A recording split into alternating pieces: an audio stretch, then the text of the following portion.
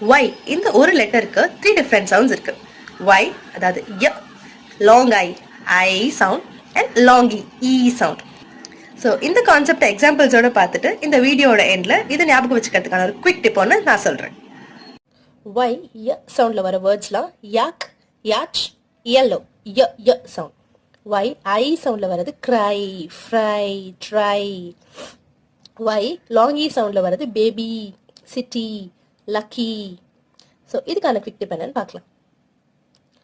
Y எப்பவுமே starting of the வேர்ட்ல ஒரு வேர்டோட ஸ்டார்டிங்ல வரும்போது ய சவுண்ட்ல தான் வரும். As in yak, yacht, yellow. அப்போ இந்த ரெண்டு கான்செப்டை எப்படி சொல்லிக் கொடுக்கறது? கிரை பேபி ரூல் இதுதான் இதுக்கான குவிக் டிப்.